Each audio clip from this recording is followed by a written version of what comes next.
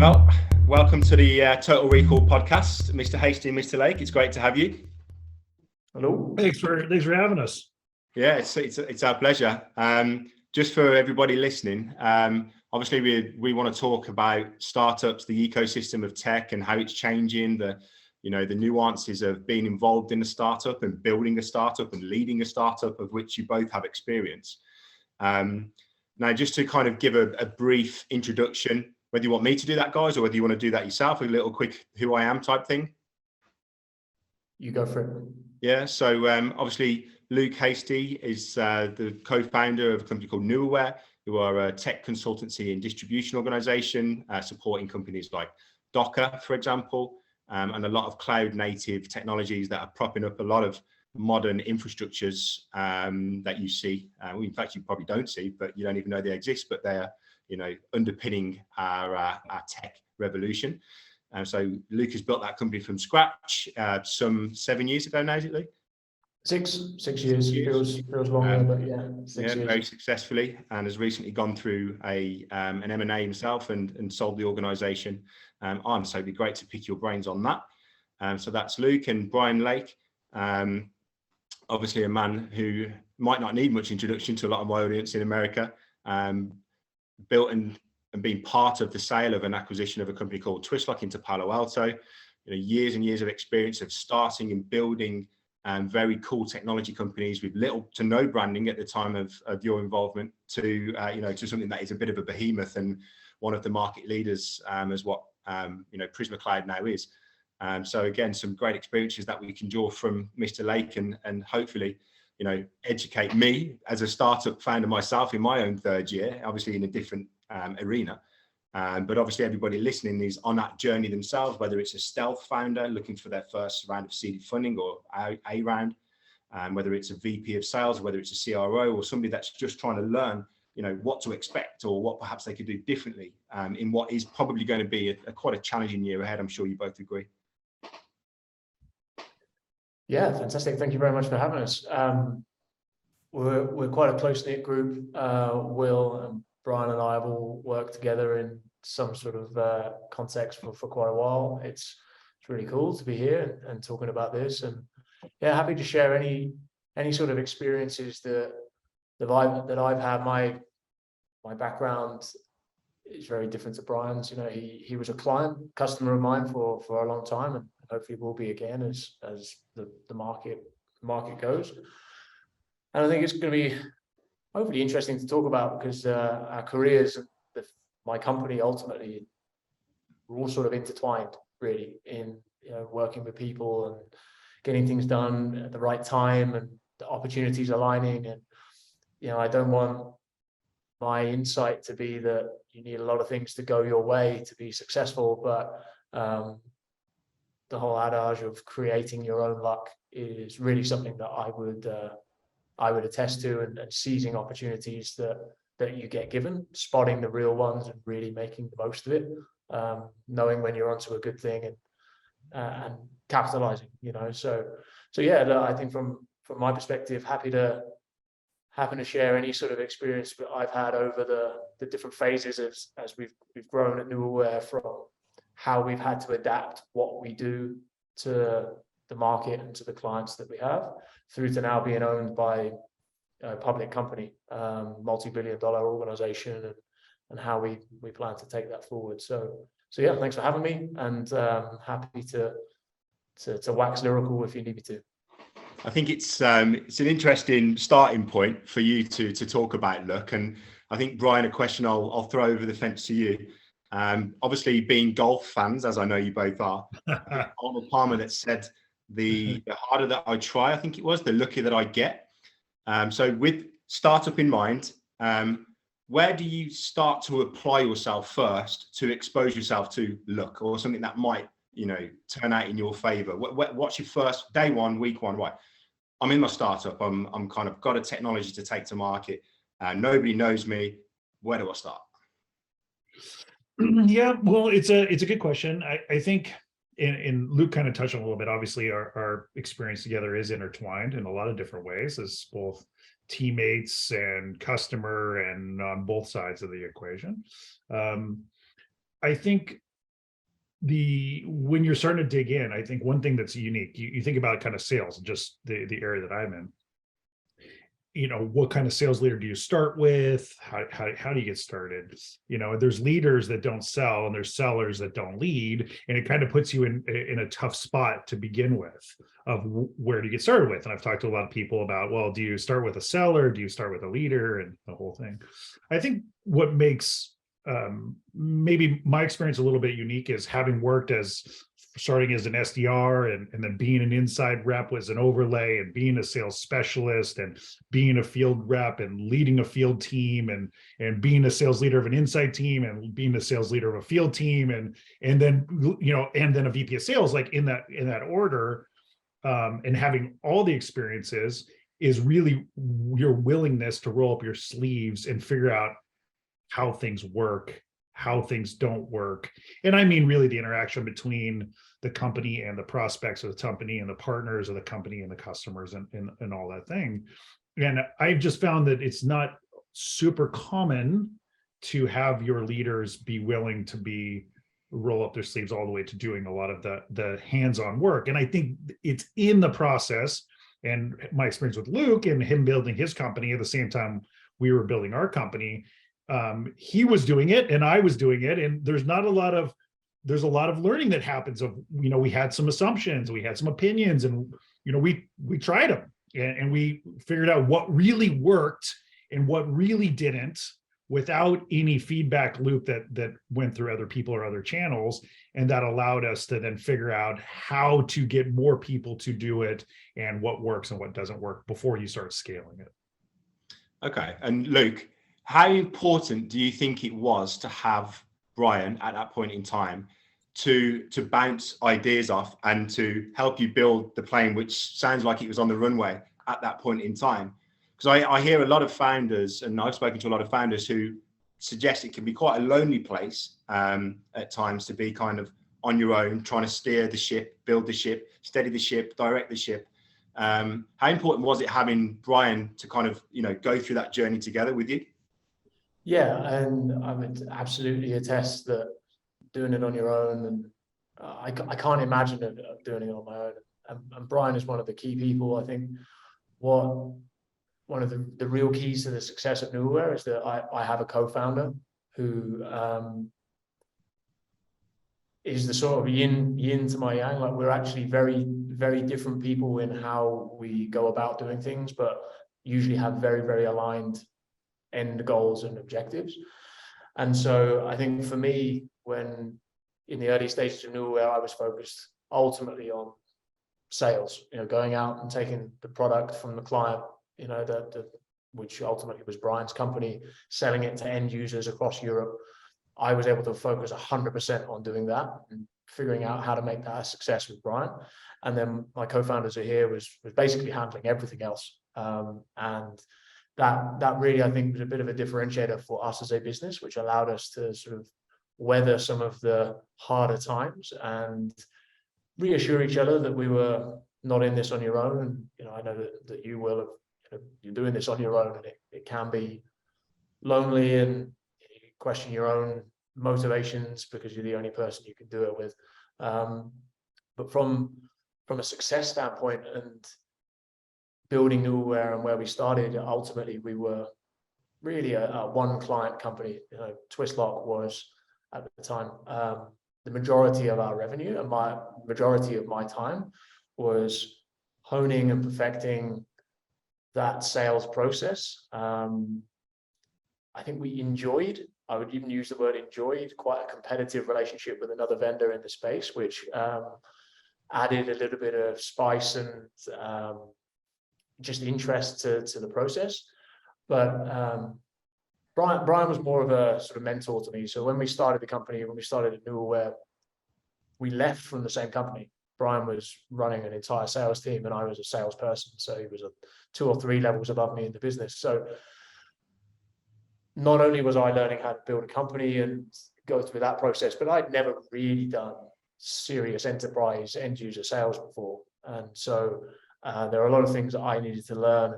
And the balance that you get of that inexperience when it's your own company is that you sort of approach it with a bit of a fanatical sort of, if I think back and the amount of work that went into those hours and days, you'd struggle to get anyone to do it voluntarily or for a salary, right? That's part and parcel when it's your own money.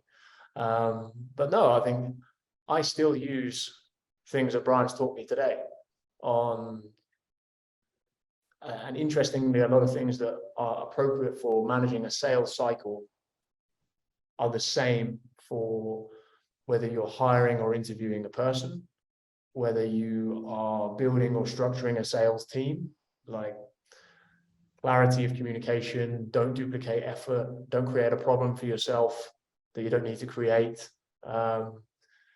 If the contract process is, the more complex it is, then the more difficult the customer is going to be. You know, that applies for when you're interviewing people as well. You know, these are all things that I learned from Brian that I still use today, and it's just good business sense, right? And I think the challenge for startup founder, typically in our space, is that they are usually product-led people. They're usually engineers or technical people or developers or someone that's very, very well versed in building products in their space, and that taking it to market is a huge and complex problem that you maybe don't appreciate. And I think that's going to Brian's point about what kind of person do you lean on, who do you sort of look to for advice and for mentorship. It can be easy to confuse a salesperson with a salesperson, but they could be from the same industry, very, very different skill sets. And that's something which I feel is something that needs to be navigated. And we've seen mistakes be made by aligning the wrong sales process for your type of product at the stage you are at as a vendor. Because that truly is, if you're trying to do enterprise deals, $1 million deals when you're a 30-person company, very, very rarely does that work. But Brian's got more experience on that than me. But that sort of product to process fit is really key in getting accurate. And do you think like, Brian, there is perhaps a cookie cutter approach that can be taken to each startup? Or is each startup unique in its own right in how you get it to market? Is there always like a common denominator in, right, this is what we do first. This is how we create a customer avatar. This is how we get in touch with them. Or is it a case of, right, let's get our head under the bonnet. Let's see what the product is. Let's build it from there. How does it typically work? Yeah, I'm not a cookie cutter guy, as you might suspect. I've had a couple sayings that Luke will appreciate. One is one size fits none, which I took from one part of my career, where you certainly are trying to figure out, and Luke mentioned this, the nuance, and there's a lot of nuance, of selling and going to market, and what your product is and who your competitors are, and where you sell it and how you license it and who the customer is and what kind of companies those are and what industries are. I mean, there's a lot of details that go in there. And so you'd say, I think when people really struggle is one, they don't roll up their sleeves and really understand what's working and what's not. Like, they don't get in it and hear it directly from somebody in the equation. They hear it through somebody. That's part of it. But then also they apply. There's nothing wrong with, the sales cycle we had at Microsoft, and the go-to-market, we had 150 sales reps covering 111 accounts. Like, there's nothing wrong with that strategy and that kind of resourcing allocation for the business that we had.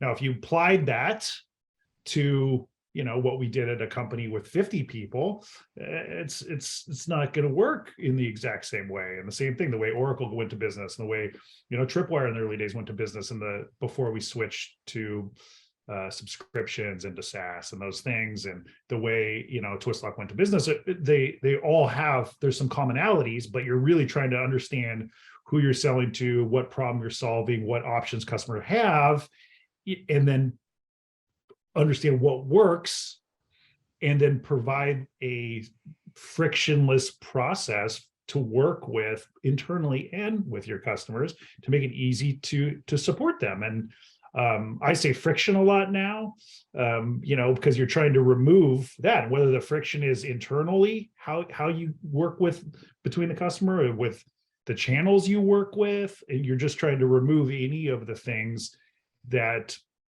would get in the way of seamlessly and frictionlessly working with your prospects and customers to ensure that the problem they're solving is they're getting value from, and they really enjoy working with you. And so there's a lot of little details. And so anytime someone's like, do you apply? It's like, well, you apply things that you've learned along the way. You have some general kind of points that you're trying to navigate towards, but you got to be open to the data giving you a different kind of answer, and then therefore going a little bit different direction. And what's your opinion on like the changing landscape now of the one part of that process in getting in front of the customers? Because, I talk to a lot of people, as I'm sure you guys do, in different vertical markets selling different things. And a lot of people are saying now that the market is changing in how people are sold to and how people are buying. Some people are adopting a different approach in, be it PLG or be it, a top-down selling methodology. Some people, they are digital sellers. How would you coach and teach now salespeople, question to both of you, for today's technology market, if at all differently to what you might have done pre-COVID? Yeah, I'm not sure necessarily that COVID, may have accelerated some things that have already happened, may have delayed some things that have already happened, may have evolved some things. I think the landscape on how customers and companies work together has been evolving since, it's my whole career. That in 20 years ago when we were selling software, we shipped it. And, we had to get credit checks for people because we were shipping physical software to people. And we were worried about FOB origin versus FOB destination, which is a really hardware kind of mentality that people don't even know exists. Dating myself a little bit on this one. But you're saying like the models have evolved, the way, subscriptions and SaaS and versus perpetual. And, in the early days, customers or prospects called and spoke to sales reps to get information about the market, to get information about the product, to get information about the problem that it solves, because there wasn't a lot of information available to them in the web in the way it works today. Where that evolved to where customers or prospects had a lot of information, from analysts and from the web and from a lot of different areas. And so they came with a different set of kind of expectation, needs, and problems and kind of things that they were working with. And so I think that continues to evolve. I think the product-led PLG, as you mentioned, is very different. And again, this is where, blindly applying or cookie cutter, mentality to any business. And I wouldn't say sales is unique in that way. I just think to any business, you'd say like, well, that's the way we did it 15 years ago. And we're doing it exactly today. You say like, really, that's surprising, that you would think. Now, there are elements from 20 years ago as part of the sales process of selling a technical product to technical users at the enterprise that is very similar today that I did 20 years ago. And there are things that are very different from people, process, tooling, information, marketing, all the go-to-market kind of functions. And so, I think the key is to really, and this is where, sales isn't magic. It's about people, process. It's about activity. It's about progress. It's about results. It's about understanding who you're selling to, what value you're providing, what options they have to solve that problem, and how you fit in, and then aligning the resources you have to the process, including your partner, which, that's where Luke and I spend a lot of time together, to the way they're going to buy and who's buying. And so you'd say, well, depending on what that is, like I may give you a very different answer than something else. And so, but if you don't really understand that, and I think that's the rolling your sleeves up and really understanding who you're selling to, what options they have, what would they be replacing, who do they buy through, the kind of thing that is really important. And like, again, there's little nuanced things have changed. I think people are more skeptical than ever. They have more information than ever. They have more options than ever. They're tolerance for lack of time to value is less. I mean, I think there are elements in there, but there are other parts that ultimately, you know, they're trying to solve a problem for their business and they're trying to evaluate options, and you're trying to help them understand how you could be the best option based on what you do and how you do it. Yeah, and I think, like, Luke, I know obviously you speak to a lot of different salespeople from a lot of different organizations, and I mean, obviously I'm in a different industry to you guys, be it recruitment, sales, albeit still. I feel like I'm kind of part of a dying breed of people who actually enjoy selling over the phone and just phoning somebody and selling them my services. Luke, what's your kind of view now with the market as it is, in terms of, do people still do that? Do people still cold call into, you know, CISOs or heads of tech or, you know, heads of engineering departments, or is it more of a digital sell now where you're selling with your fingertips? What's your kind of view? I think there's a case for everything still. I think as Brian's saying, that, you know, one thing that we saw with Twistlock, and the key to their success, I think, is that they had an extremely clear problem that they solved.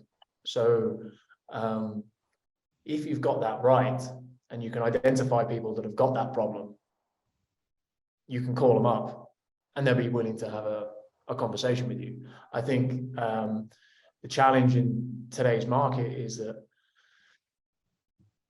20 years ago, when you were selling IT, the number of providers that you could get your IT from, and the types of technologies that were available, and the types of things that you were trying to do with those technologies were vastly simpler than they are today. The average level of knowledge, the kind of person that you need to engage with, their role within the business is likely much more technical. So unless you are very well equipped when you make that call to be able to connect with that person, be able to talk with credibility to that person, to be able to identify that, you know, they have the particular problem and your product is specifically designed to solve that problem, you're unlikely to differentiate yourself from the other 5 products that claim that they can do that, or you're unlikely to differentiate yourself and connect with someone who is a solutions architect or a development team lead if you don't really know what it is that they do every day.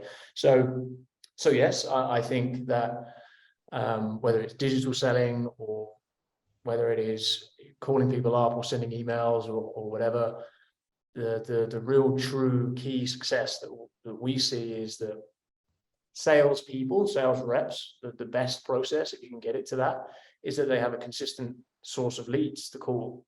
And the way that you get that is by building a very, very solid problem to base your marketing around. And that's the key to getting that right, is really going to trickle down the rest of the funnel, right? It's top of funnel stuff is marketing rather than sales. So I think if you've got that right and you can identify who your customer is, and like Brian says, you know who to call and what to say, then yeah, absolutely. Where we see the types of challenges are when people just hire 20 BDRs to get on the phones. All right. Yeah. They're not going to succeed. You know, typically again, we have a lot of, Brian and I talk about some of the strange industry trends and sales fallacies that you see that people tend to keep believing. The idea that the SDRs and business development people are junior people, right? They typically are. It's where you start in sales. Got arguably one of the hardest jobs to do.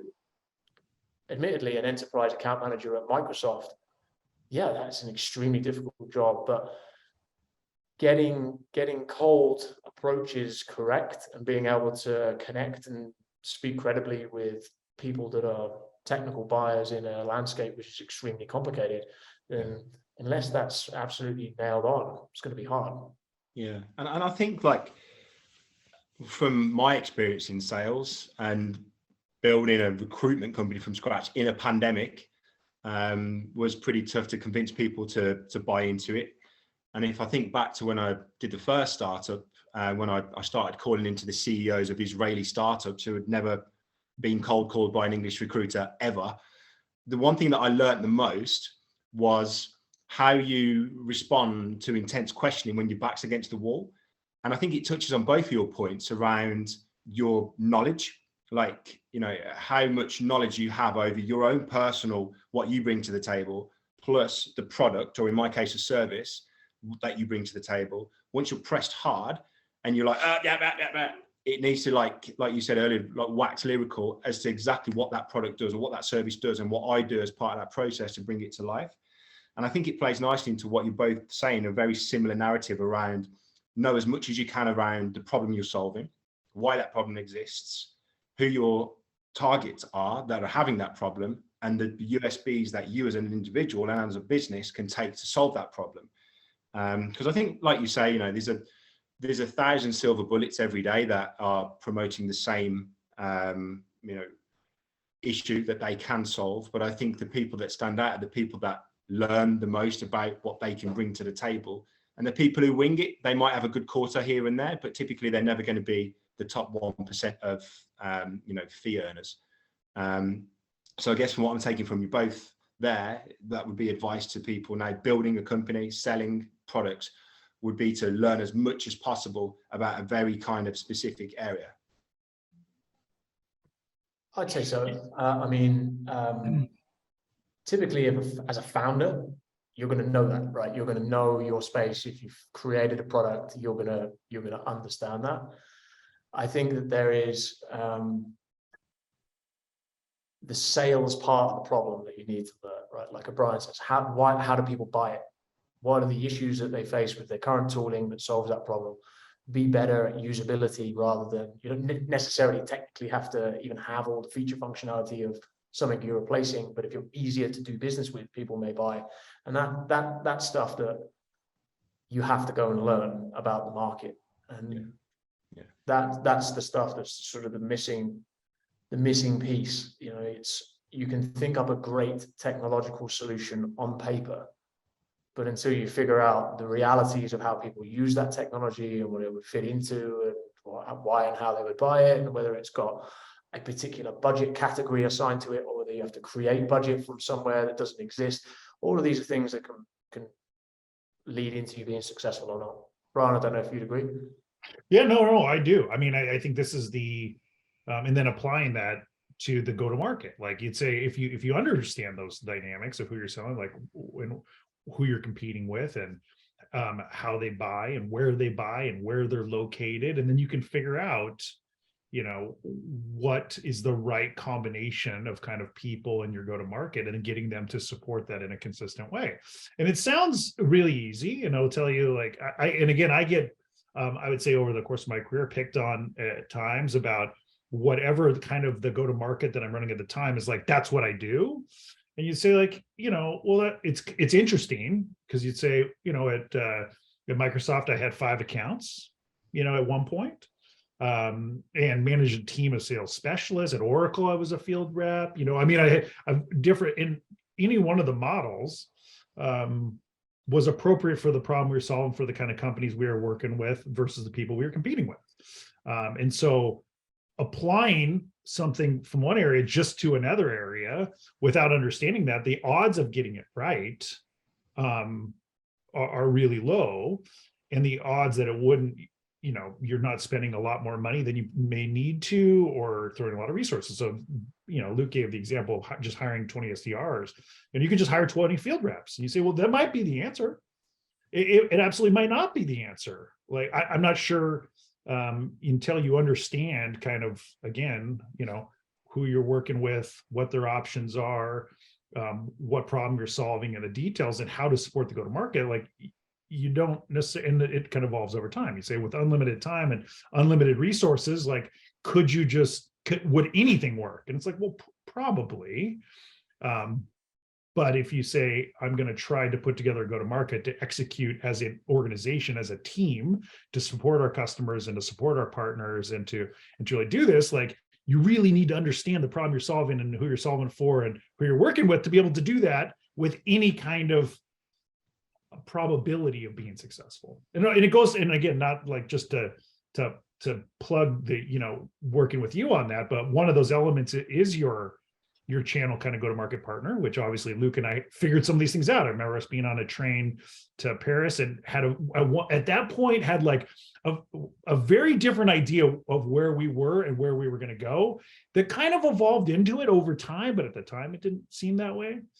And the same goes with like your recruiting partners, like, you know, the people that you bring into your organization to do this. Like, if you understand the problem and you understand how you're doing it, and you understand kind of in your building your go-to-market around it, including, you know, maybe a distribution partner in Europe, for example, to support the way the customers buy in a specific region, is bringing in people that are on that team that fit into that equation to support that as well.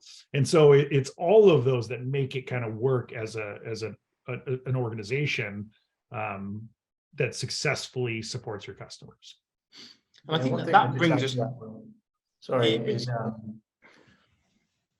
is this this balance is something that I've had to sort of figure out, and again, good that I've got a co-founder who's sort of the opposite end of this, is that perfectionist versus pragmatist balance. And something that I always find very interesting is I've spoken to people at software companies that say, oh, we don't want to do deals like that, or no, that's not the kind of customer that we want to focus on. The one thing that Brian and I did is, you may have this idea as a lot of founders I've worked with, very data driven, right? And they have an idea of how much things cost to build a product and to go to market, what an ideal size should be, what an ideal customer should be. And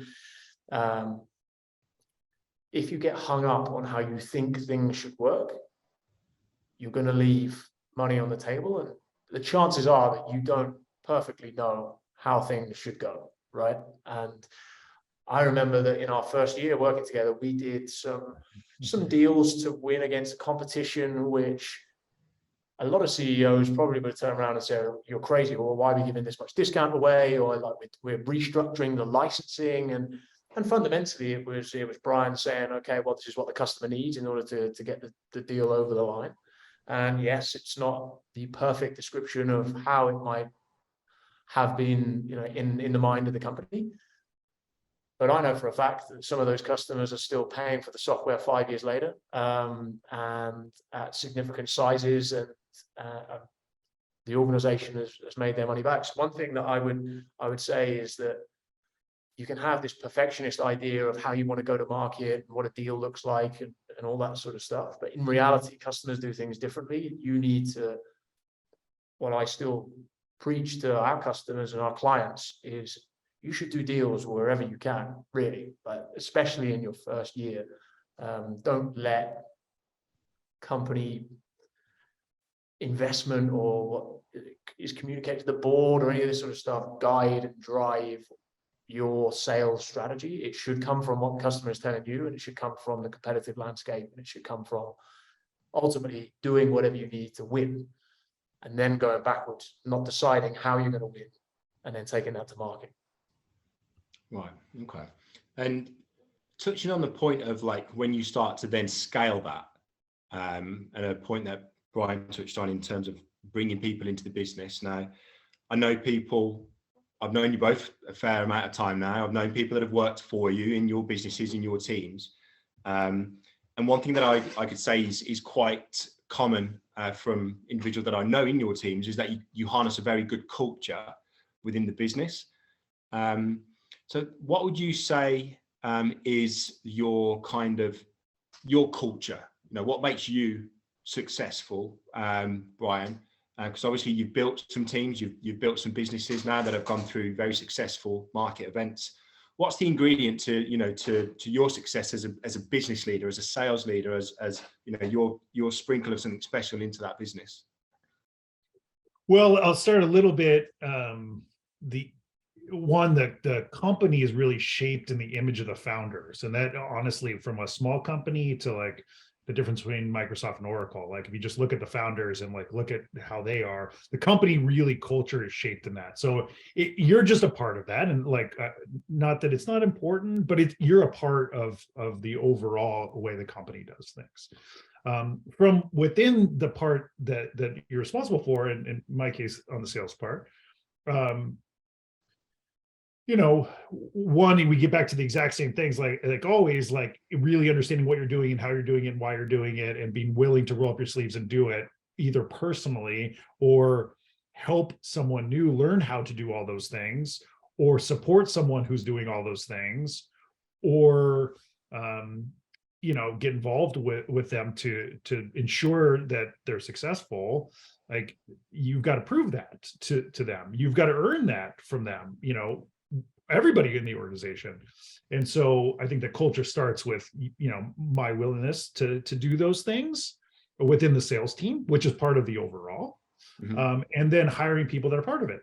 And, the longer I go, the more you end up in some kind of sports or coaching analogy where, where you started as a salesperson, what you end up is a teacher or a coach for most of it.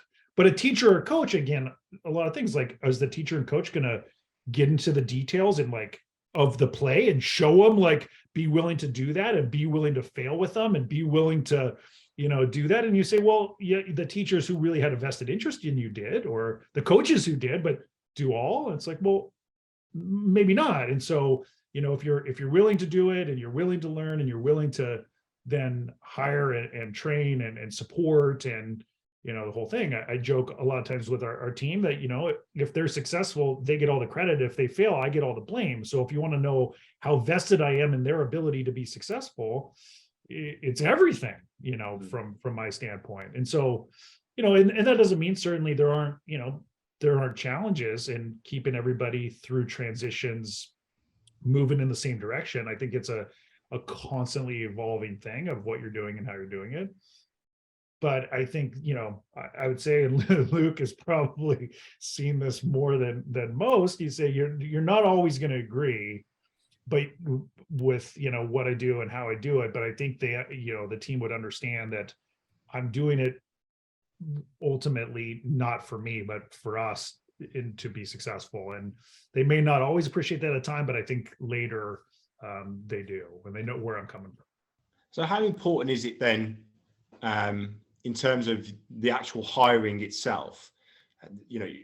What have you learned over the course of time that you've put into your recruitment processes now that give you the right kind of people that can fit into a startup, a high-paced, quite ambiguous environment, perhaps at times, as what a startup can be? Do you have a particular way that you assess individuals? Well, I mean, I think again, this, Luke will tell you that you're going to hear a lot of I just keep coming back to similar themes where the exact same things. But, when we talk about the people, I think the same thing you talked about with selling, where people make a lot of mistakes or get in trouble, is the same way they do with hiring. If you say, well, can you describe, who it is that you're looking for to bring into the organization, and you don't, it's a cookie cutter, kind of answer, versus saying you really understand what you're doing and how you're doing it and why you're doing it and the kind of people you would need and the skills they would need to have to be able to be successful doing it. And so then you'd say, the conversation I would have with you when you ask me a bunch of questions, as you do, which makes you good at what you do about what you're looking for, then you can answer them because you've rolled your sleeves up and you really understand that. And the same would go on with Luke, what kind of partners do you need? And what you'd say, well, I like a lot of specific things that you need to understand before you answer that question. But then, you certainly, with experience of figuring out, what are common characteristics of people that make good teammates? What are common characteristics of people that are highly successful? What are common characteristics of people that are difficult or struggle? If you say ultimately you're trying to bring in people that you're going to support and invest massively in to help them be successful, and that's really what's important, then the hiring is a really, really important part of the equation. And so we found there's some things that you find along the way that's consistent. And again, we found, that isn't the cookie cutter, which I, obviously don't subscribe to from the sales go-to-market or the hiring. Some of the best people that I've hired, some have been recruiters in the past, it turns out, some of them have been sold steel. Well, also seems like an odd path. Paint. I've had a bunch of different people that have done different things.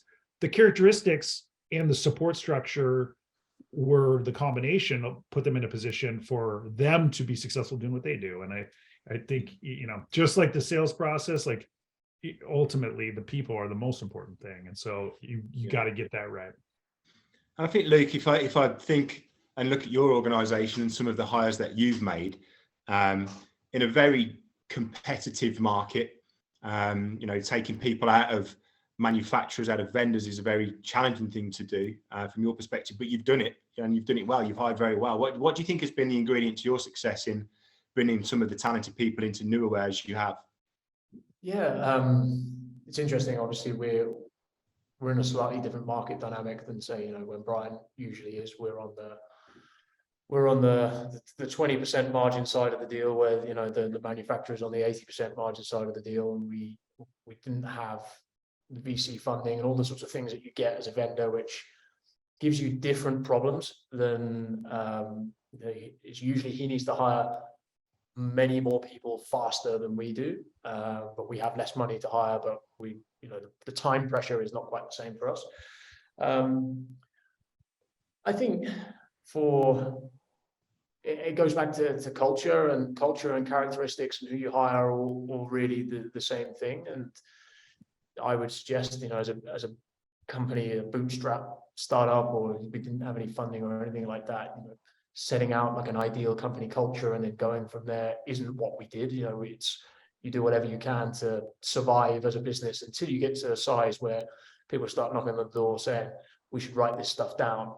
And then it becomes a little bit more obvious on how you actually hire. And if I look back, we made the same correct hiring decisions sort of accidentally. And a lot of that is due to the culture and the personality and the characteristics of the founders. Like Brian said, I being one. And really what you're trying to do and the culture you're trying to build is, what will someone do in any given scenario? And is that what the founders would expect them to do in that given scenario, or the sales manager or the leader or whoever it is? That everyone needs to be operating with the same sort of code of conduct from a doing business standpoint. And that's what we quickly realized, is that background, and having been a recruiter before, like my whole methodology as a recruiter is you pick somebody who's worked in companies that are from the same market category as the vendor that you're trying to place someone with, and their experience, and whether they were, a lot of the time that's not actually that great an indicator. Someone could be very good at picking the right companies to join, and those companies could have been fantastically successful sort of the time that they're there. Doesn't necessarily give you an indication of what that person's going to do when the pressure is on, and whether they were the person that generated that business, or whether it was handed to them, or whether they inherited a great patch or whatever. And the challenge with hiring salespeople is that they're quite good at convincing you of things. Otherwise they wouldn't be there. So I think the way that we've managed to hire people is, again, be a pragmatist, not a perfectionist. Don't look at someone's CV and say, all right, well, I want someone from this kind of company and this kind of company, this kind of company. We've hired people that have done all sorts of things, and we look for an underdog mentality, right? We want someone who's going to come in with a little bit of a chip on their shoulder, something to prove. They're unlikely to be joining us from like a blue chip technology vendor. We're unlikely to be able to pay the same amount of money as those kind of companies. We're unlikely to be able to offer the same environment that people have and all the stuff that you get with working at somewhere like that. But what our people need to do in order to win requires a very different type of culture and mindset to be able to do that. So for us, it's seeking that sort of competitive underdog sort of spirit.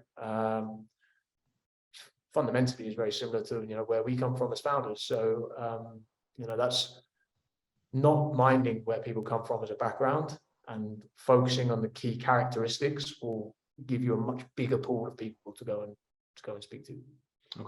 Okay. So the common message, I guess, is to find people who can adapt to your way of building a team and building a business, and can be resilient enough to go through a period of transition. So obviously there's a lot of people at the moment with a lot of concerns around, should we hire, should we grow, should we pull back, and should we wait to see what happens with the market. There's a lot of sales individuals at the moment who are anxious to say the least, around, are people even buying technology? And what would you say? I mean, obviously, Brian, I'm conscious of your time here, so we'll wrap up with this final question. What would your comments be to that? Would you say to the sales professionals who are anxious that there is always a market to sell technology? You just have to now, be more resilient. You have to be more well-rounded. You have to be better knowledged in certain areas, and do probably 25% more or 50% more than what you did the year before that. What would your comments be there? Well, I think I've had the opportunity to sell post 9/11 and the dot-com crisis. I have had the opportunity to sell post the financial crisis and meltdown in the housing market and the things that rippled through that effect. Been through obviously layoffs during those periods of times. I've been through kind of explosive growth periods of times that followed those. A Microsoft executive at the time I was there, when Microsoft had their first layoff, which was after the financial crisis, had said, during the tougher times, being close to building the product or selling the product are where you want to be. Ultimately, you always are going to have a need to build the products that support your customers. You're always going to have a need for the salespeople to work with the customers to support them in that process. I do think during tougher times, those fundamentals that, the good selling, and good process and good discipline it's if you think of it like a sport from that standpoint, ever more important to do the things that you should be doing correctly, whether it's how you manage that process and being tight about doing that. I think good organizations always do that, but it's a little bit of a reminder, during tougher times that there are a lot of discipline that comes around that. And I think there will be lots of opportunities that comes out of that. I do think, the strong will differentiate, during really good times. Everybody looks like they're doing quite well. I think during tougher times, the people that really do work a little harder, work a little smarter, work a little better discipline, work a better activity, make more progress, are going to differentiate themselves in a meaningful way. And that's, coaches, leaders, players, kind of across the recruiters, partners. I think everybody differentiates themselves during tougher times in a little bit more meaningful way.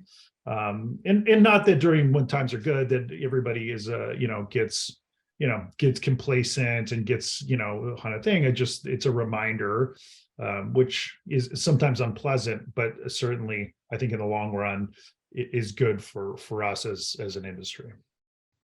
Yeah, my motto is always that complacency is the enemy, and especially in a sales environment, if you're complacent for 25% of your day, you're going to fall somewhere short of 75% away from your target.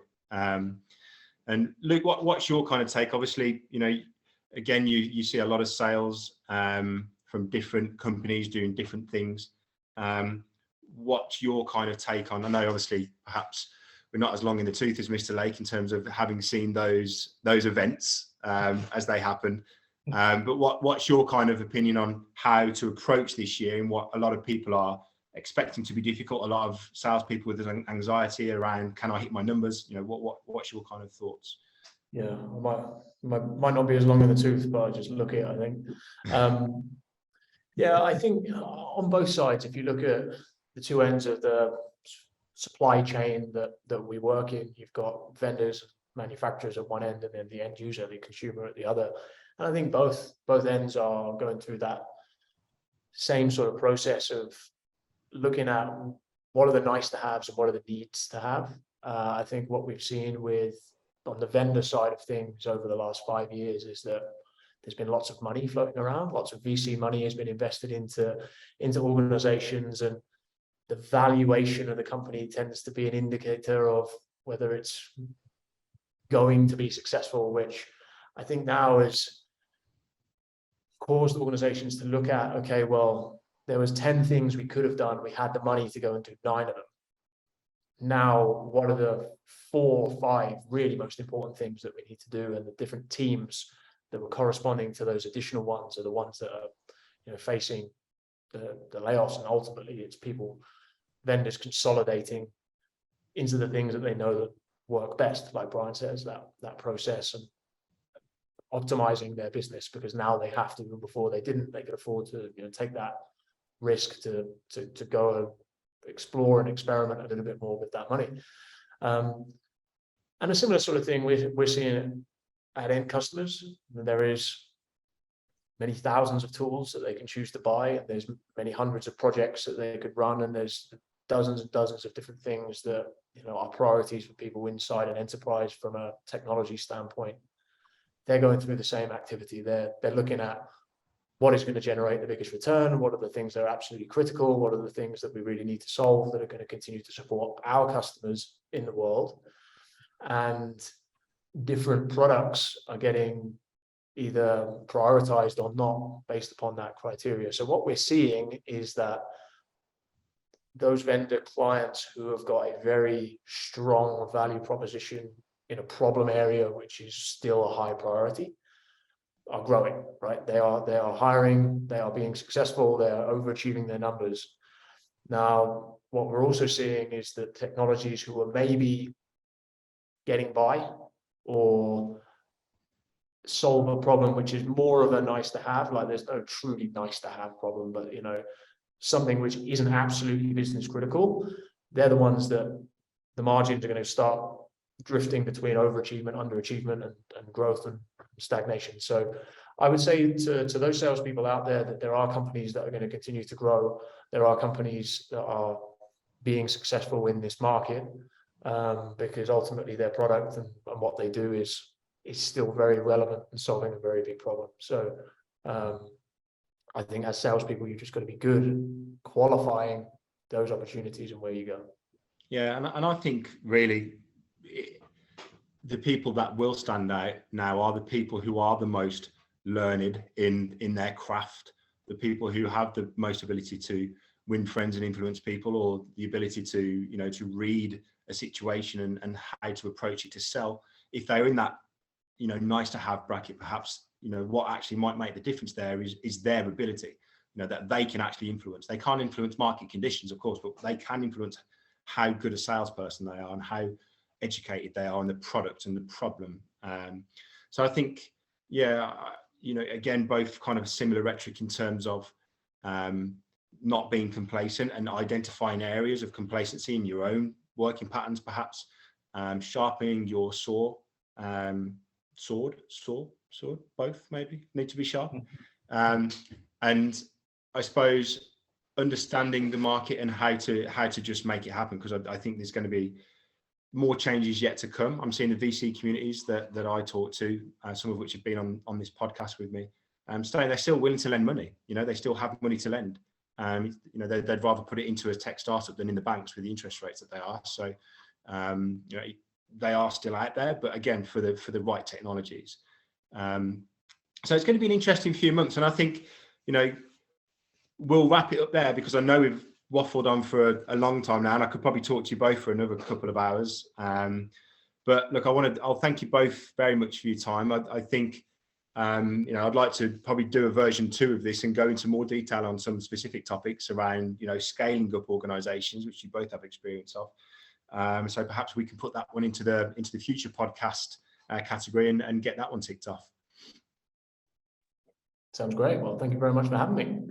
Right, Yeah, it's thanks, my Will. pleasure. And I've been very conscious of how shiny my head is. It looks like a bowling lane. So I'm going to go and sign off and try and, you know, get a hat on, I think. So, chaps, go enjoy the rest of your day. We're all on different time zones. So, Brian, enjoy the rest of your day. I think it's morning where you are. Luke, it's probably afternoon now, early afternoon. Yeah. And for me, it's 7 o'clock and the wife is calling me for dinner. So I'm going to love you and leave you, chaps. Thanks again for your time. Thanks, guys. Good speaking. Bye. Bye.